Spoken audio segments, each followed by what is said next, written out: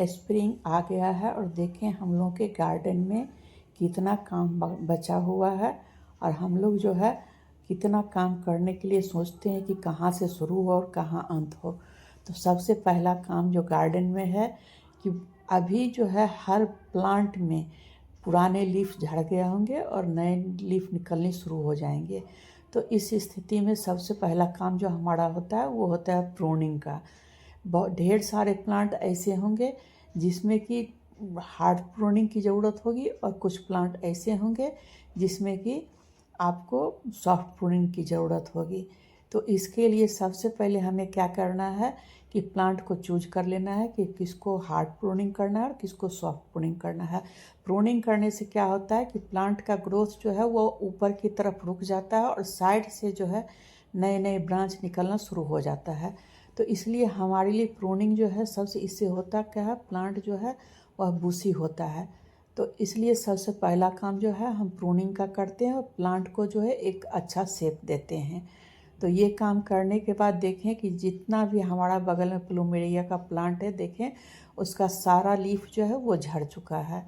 यहाँ पे करी पत्ता है, इस पर नया लीफ आ चुका है। तो ये धीरे धीरे करके गार्डन में अभी स्प्रिंग सीजन में इतना काम रहता है कि हर काम लगता है कि अपने आप में ज़रूरी ही है। उसी में हमें चूज करना होता है कि किस काम को पहले करना है, कौन मेरे लिए सबसे नेसेसरी है। जैसे कि एडेनियम के में अभी ढेर सारा, जिनके गार्डन में एडेनियम होगा उसमें अभी ढेर सारा काम होगा। तो इसी तरह से देखें, सबसे पहले यहाँ पर ये मेरा जो है येलो एल्मंडा का प्लांट है और यह जो है सो पूरा इसका ब्रांच जो है काफ़ी जो है मतलब एक दूसरे से उलझ के और साइज़ का बहुत ख़राब हो गया था। तो इसको जो है थोड़ा सा मैं ऊपर से कट कर दे रही हूँ ताकि एक निश्चित जो है शेप हो जाए और जब नया इसमें स्टेम लीफ निकले तो देखने में खूबसूरत निकले। और स्प्रिंग अभी है तो सब में जो है नया नया लीफ आएगा। उसके बाद फिर नए नए जो है सो बर्ड बनना शुरू होगा, फ्लावरिंग भी होगा। सबसे पहला काम तो ये कि अब इसके बाद देखें इसके जड़ में जो है ठंडा इस बार हम लोग के इतना पड़ा कि इसके जड़ में देखें कि यहाँ पे जो है मैक्सिकन पिटूनिया हो गया था। उसके बाद लीफ सब झड़ के गिरे थे, लेकिन मैं किसी को हटा ही नहीं कि चलो यह भी एक मल्चिंग का ही काम करता है ठंडा में, तो उस समय मैं नहीं हटाई।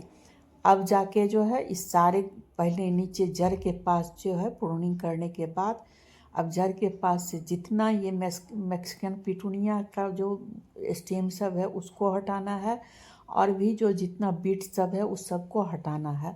तो इसको देखें कि कितना डीप है इसका पिटूनिया का स्टेम जो है, रूट्स जो है कितना गहराई में चला गया है।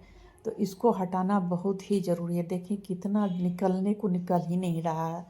एक हाथ में कैमरा है तो एक हाथ से हो नहीं रहा है, तो थोड़ा सा दिक्कत है। अभी मुझे लाइव मतलब वीडियो बनाना है कि नहीं बनाना है मुझे नहीं पता है, तो इसलिए स्टैंड पे लगा के काम नहीं होता है। देखिए एक हाथ से तो थोड़ा सा मैं कैमरा को रख रही हूँ, उसके बाद फिर जो है तो इसको मैं निकालती हूँ। देखें देखें कितना गहरा था सबका रूट्स इसमें। इस सब को निकालने के बाद जो है आप देखें कि इसका जो है प्रूनिंग हो गया और नीचे से जो है क्लीनिंग भी हो गया। ये सारा होने के बाद जो है इसका थोड़ा सा गुड़ाई कर देते हैं, क्योंकि ढेर सारे प्लांट ऐसे हैं जिसको अभी कुछ कुछ फर्टिलाइज़र की भी ज़रूरत होगी, ताकि उसमें जो है सबसे पहले तो लीफ अच्छे से आवे। देखें कितना खड़ा इसका रूट्स था, तो लीफ अच्छे से हो उसके बाद जो है फिर उसमें फ्लावरिंग शुरू होगा। तो इसका गुड़ाई करके छोड़ देती हूँ ताकि इसमें जो है धूप अच्छे से लगे, हवा अच्छे से रूट्स में जाए, ताकि इसमें जो है नई लीफ जल्दी जल्दी, जिसमें भी आपको अभी गुड़ाई करना है तो आप सफाई का काम करते हुए गुड़ाई का भी काम करते जाएं। तो स्प्रिंग सीजन में सबसे पहला काम हो गया प्रूनिंग करना, उसके बाद जो है क्लीनिंग करना। ये देखें यहाँ पर जो है इस साइड भी जो है मेरा, जैसे पाम ट्री मेरे पास 7-8 है, फॉक्सटेल पाम है, उसके बाद अरेका पाम है। तो इस सब का भी लीफ जो है ठंडा में बहुत ढेर सारा जो है जल गया था। कुछ दिन पहले भी मैं निकाली थी, फिर अभी जो है थोड़ा आधा आधा लीफ जो जला हुआ है उस सबको कट करके हटाई। यहाँ भी आप देखें ये है पिट्रिया फ्लावर प्लांट, इसका भी पूरा लीफ जल के गया ठंडा में।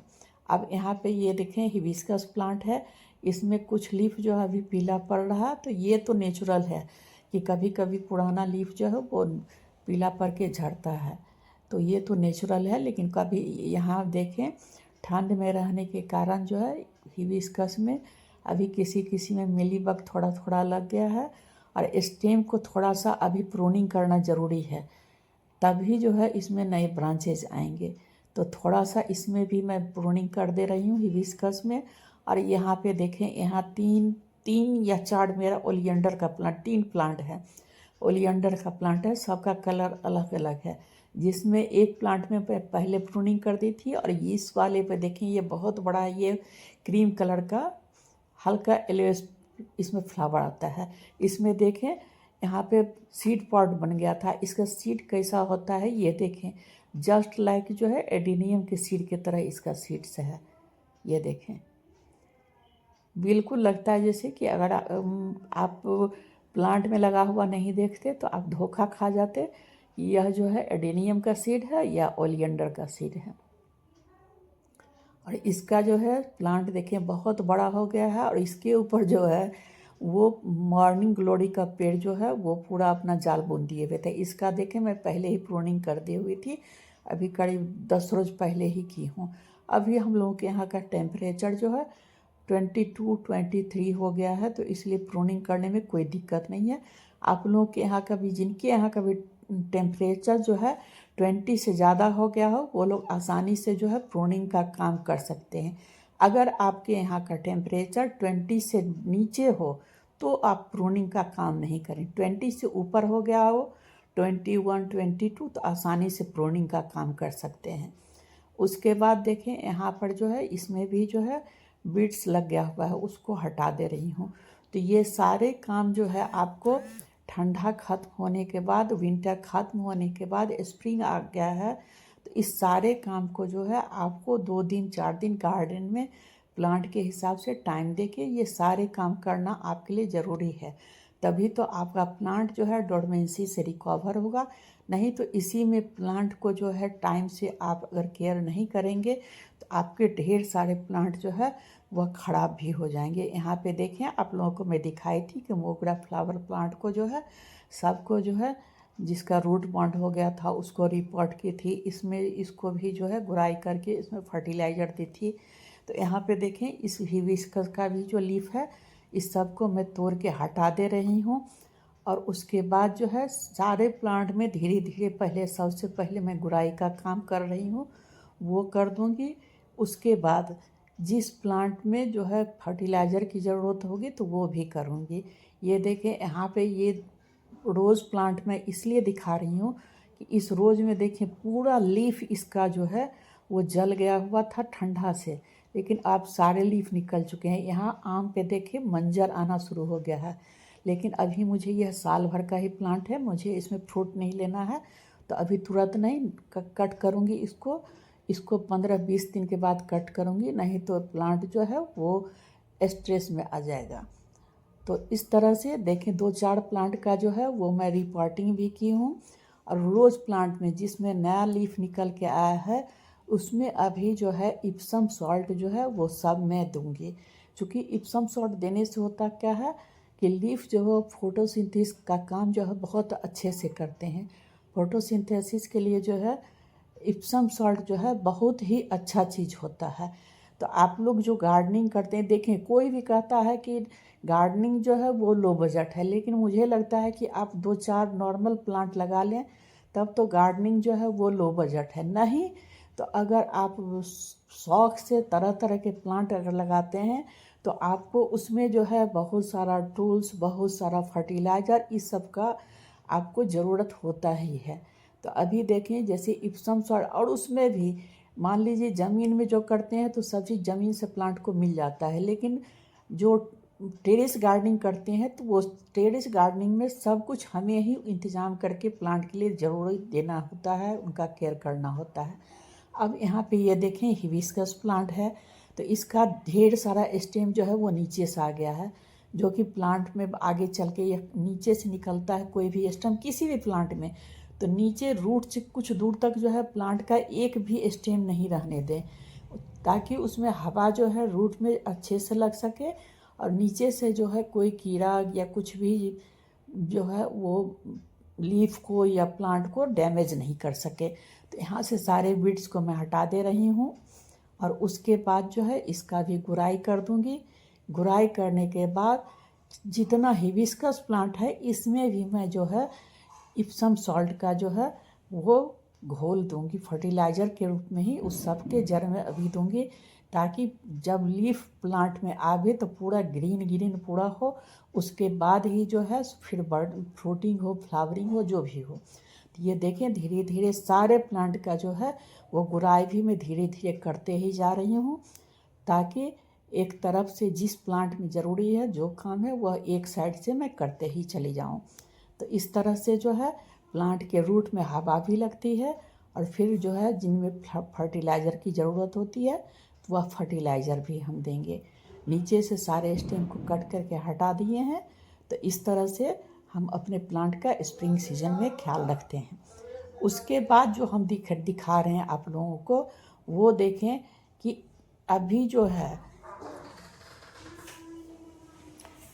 जितना प्लांट है वह सारे प्लांट में जो है देखें कि सब पे कुहासा का असर था, तो सबका लीफ जो है मुरझाया हुआ लग रहा था। तो उस स्थिति में जो है सारे प्लांट को हल्के से सावर की ज़रूरत होती है, ताकि लीफ के ऊपर जो भी इसमें थोड़ा सा भी जो गंदगी हो, कुछ भी हो, चूँकि प्लांट जो है वो लीफ से ही जो है सांस लेते हैं, तो उनको धो देने का काम करते हैं। ज़्यादा पानी से भिंगाएंगे नहीं, लेकिन उन्हें धो देंगे। इस सब के बीच चौथा चीज़ यह भी है कि अगर आपको कटिंग लगाना है तो जिस प्लांट का कटिंग लगाना है उसका जो है स्टेम कट कर लें। जैसे अभी यहाँ मैं एक हिबिस्कस का जो है अभी देखें बहुत पतला सा स्टेम है, उसे कट करके लाई हूँ। और उसके बाद जो है यहाँ पे देखें मैं कटिंग जब भी लगाती हूँ, किसी भी प्लांट का कटिंग लगाती हूँ, तो उसमें समझें कि मैं 60-70% जो है रिवर सेंट ले लेती हूँ। उसके बाद उसमें जो है कोकोनट का जो होता है डस्ट वो ले लेती हूँ 20%, चूँकि अभी अब थोड़ा थोड़ा दिन में गर्मी जो है वो महसूस होने लगा है। और मात्र 10% जो है 10% वो जो है गार्डन सॉइल लेती हूँ। और इस सब में जो है मिक्स करके उसके बाद जो है कटिंग का नीचे से हमेशा याद रखें, नीचे से जब भी स्टेम में कटिंग हो तो 45 डिग्री एंगल से वो कटिंग करने के बाद मैं उसमें एलोवेरा, जहाँ मैं काम करती हूँ इसे समझें गैरेज ही बनाई हुई हूँ, सामने में जो है वो एलोवेरा का प्लांट रखा हुआ है, उसमें से एलोवेरा कट किए, उसके बाद स्टेम में लगा के और मिट्टी ऐसे जो है पॉट में फुल फिल करके रिवर सैंड, कोकोनट और उसके बाद जो है गार्डन सॉइल, बस इस 3 चीज़ का मिक्सचर जो है मिक्स करके और ऐसे लगा के इसे सेमी शेडी एरिया में रख दे रही हूँ। देखें यहाँ पे जो है दिन में धूप नहीं आती है। और उस पॉट में पानी दे के नीचे ट्रे में भी पानी वाटर दे दूँगी। यहाँ देखें यहाँ भी कटिंग लगाई हुई हूँ, जिस चीज़ का कटिंग लगाना है। तो अभी के समय में जो है आपका कटिंग बहुत अच्छे से सर्वाइव कर जाएगा।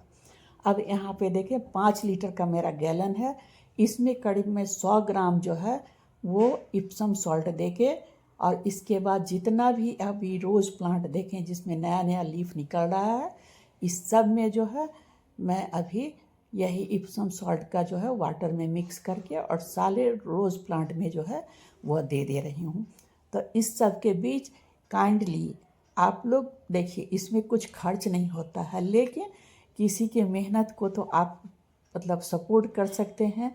तो एक लाइक कर दें, एक छोटा सा कमेंट और एक छोटा सा, इससे आपका कुछ नहीं जाएगा। हाँ, हमें थोड़ा मोटिवेशन होगा और थोड़ा सा लगेगा कि चलो हम भी कुछ किए हैं। और सब्सक्राइब करें। तो उम्मीद है कि आप लोग जो है सब्सक्राइब कर लेंगे, एक छोटा सा लाइक भी देंगे और एक कमेंट भी देंगे।